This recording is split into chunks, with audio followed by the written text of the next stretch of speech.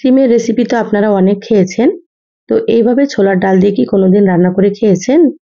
খেতে এতটাই সুন্দর হয়, তাই একবার অবশ্যই রান্না করে খেয়ে দেখতে পারেন। তো আসসালামু আলাইকুম, সবাই কেমন আছেন? আশা করছি সকলে ভালো আছেন।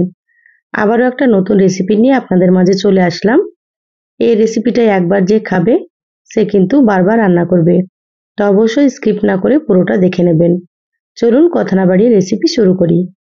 এখানে দেখুন সিম কেটে নিয়েছি 250 গ্রাম। সিমগুলো এভাবে দুটুকরো করে কেটে নিয়েছি, তারপরে খুব ভালোভাবে ধুয়ে পরিষ্কার করে নিয়েছি। আর এখানে দেখুন নিয়েছি 100 গ্রাম ছোলার ডাল। এখানে আমি পরিমাণ মতো নিয়ে নিয়েছি, আপনারা আপনাদের পরিমাণ মতো নিয়ে নেবেন। এবার এখানে দেখুন নিয়েছি একটা প্রেসার কুকার। প্রেসার কুকারে ছোলার ডালগুলো নিয়ে নিচ্ছি। ডালগুলো আমি কয়েকবার পানি পাল্টে খুব ভালোভাবে ধুয়ে পরিষ্কার করে নিয়েছি। তো ছোলার ডালগুলো আমি প্রেসার কুকারে সেদ্ধ করে নেব। আপনারা চাইলে হাঁড়িতেও সেদ্ধ করে নিতে পারেন। এখানে আমি মিডিয়াম সাইজের একটা আলু দিয়ে দিলাম, 4 টুকরো করে কেটে নিয়েছি আলুটাকে। এবার আমি এখানে পরিমাণ মতো পানি দিয়ে দিলাম। এবার প্রেসার কুকারের ঢাকনাটা লাগিয়ে আমি গ্যাসে 3টে সিটি দিয়ে নেব। তাহলে কিন্তু ডালটা খুব সুন্দর মতো সেদ্ধ হবে। ডালগুলো সেদ্ধ হতে দিয়ে দিলাম। অন্য চুলাতে আমি দিয়ে দিলাম একটা কড়াই। এবার দিয়ে দিচ্ছি সর্ষের তেল। রান্নাটা আমি সর্ষের তেলে করছি, আপনারা চাইলে এখানে সয়াবিন তেল দিয়েও করতে পারেন। তো এখানে আমি 3 টেবিল চামচ মতো তেল দিয়ে দিলাম। তেলটাকে প্রথমে খুব ভালোভাবে গরম করে নিয়েছি। এবার আমি এখানে সিমগুলো দিয়ে দিলাম সম্পূর্ণ। এবার দিয়ে দিচ্ছি এখানে হাফ চা চামচ লবণ আর দিয়ে দিচ্ছি সামান্য একটু হলুদ গুঁড়ো।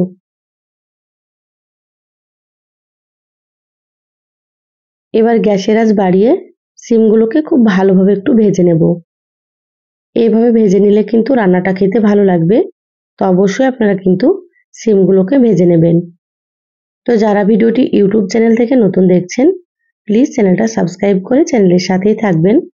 যারা ফেসবুক পেজ থেকে ভিডিওটি দেখছেন, একটা লাইক দিয়ে পেজটা ফলো করে রাখবেন পরবর্তী ভিডিও নোটিফিকেশন পাওয়ার জন্য।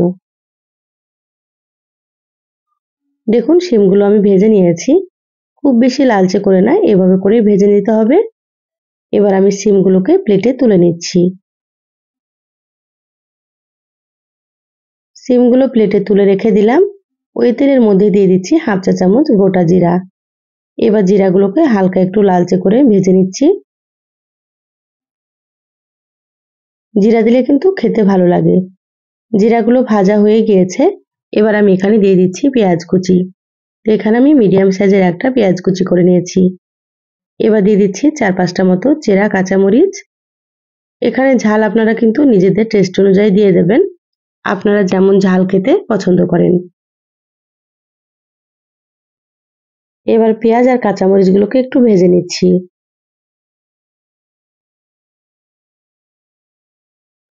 দেখুন হালকা লালচে করে ভেজে নিলাম। এইভাবে ভেজে নিতে হবে।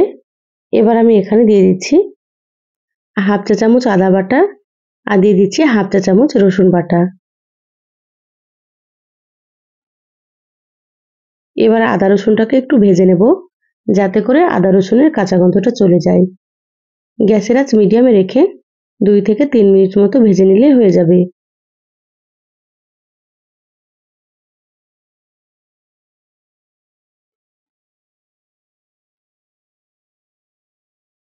দেখুন আদা রসুন ভেজে নিয়েছি। এবার আমি এখানে দিয়ে দিচ্ছি স্বাদ মতো লবণ।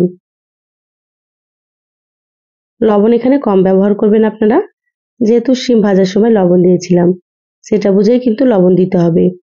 এবার দিয়ে দিলাম সামান্য একটু হলুদ গুঁড়ো আর সামান্য পরিমাণে একটু জিরা গুঁড়ো, একটু দিয়ে দিলাম ধনিয়া গুঁড়ো, একেবারে অল্প পরিমাণে একটু দিয়ে দিচ্ছি মরিচের গুঁড়ো। এবার এখানে দিয়ে দেবো হাফ চা চামচ কাশ্মীরি মরিচের গুঁড়ো। কাশ্মীরি মরিচের গুঁড়োটা আমি কালারের জন্য দিয়ে দিচ্ছি, এতে ঝাল হবে না।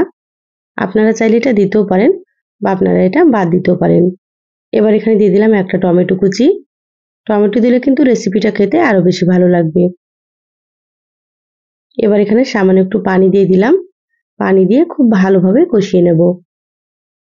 আমি এখানে যতটা পরিমাণে রান্না করছি সেই পরিমাপেই মশলাগুলো দিয়ে দিলাম। আপনারা যদি এর থেকে বেশি রান্না করেন তাহলে মশলার পরিমাণ আপনারা একটু বাড়িয়ে দেবেন। মশলা খুব ভালোভাবে একটু নেড়েচেড়ে মিশিয়ে নিয়েছি। এবার আমি 2 থেকে 3 মিনিটের জন্য ঢাকা দিয়ে দেব। তারপরে আপনাদেরকে আমি দেখাচ্ছি। গ্যাসের আঁচ লোতে রেখে 3 মিনিট এটা কষিয়ে নিয়েছি। দেখুন ঢাকাটা খুলে নিলাম। মশলা থেকে কিন্তু সুন্দর মতো তেল ছেড়ে দিয়েছে। এইভাবে একটু কষিয়ে নিতে হবে। মশলা আবারও খুব ভালোভাবে একটু নেড়েচেড়ে নিয়েছি। এবার আমি এখানে দিয়ে দিচ্ছি ভেজে রাখা শিম। এবার শিমগুলোকে মশলার সঙ্গে খুব ভালোভাবে একটু নেড়েচেড়ে মিশিয়ে নেব।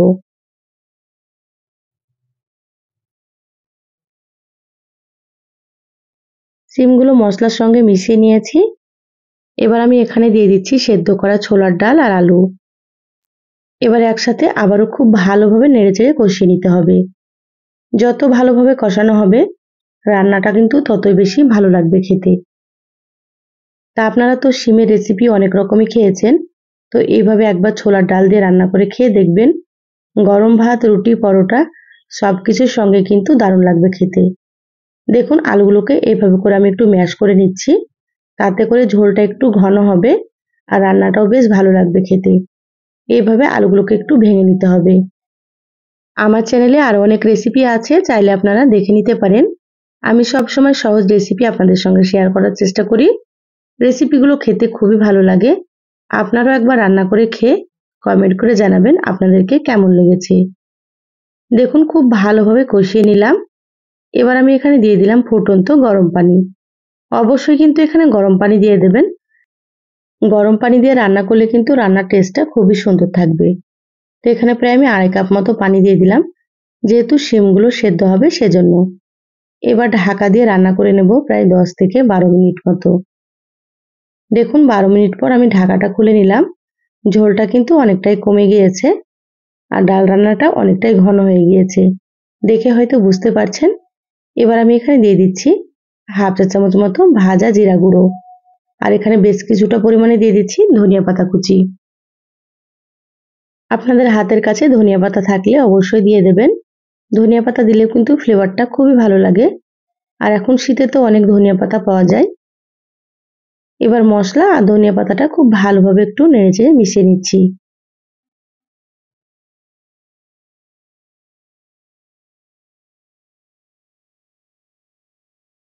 খুব সুন্দর করে নেড়েচেড়ে মিশিয়ে নিলাম।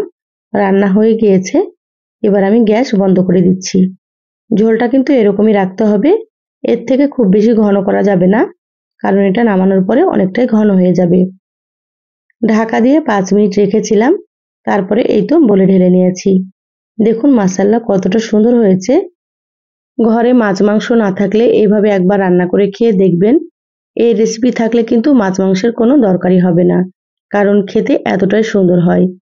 তো আশা করছি রেসিপি ভালো লেগেছে। ভালো লাগলে লাইক দিয়ে ভিডিওটা অবশ্যই শেয়ার করে দিবেন। সবাই ভালো থাকবেন, সুস্থ থাকবেন। ধন্যবাদ সবাইকে। আল্লাহ হাফেজ।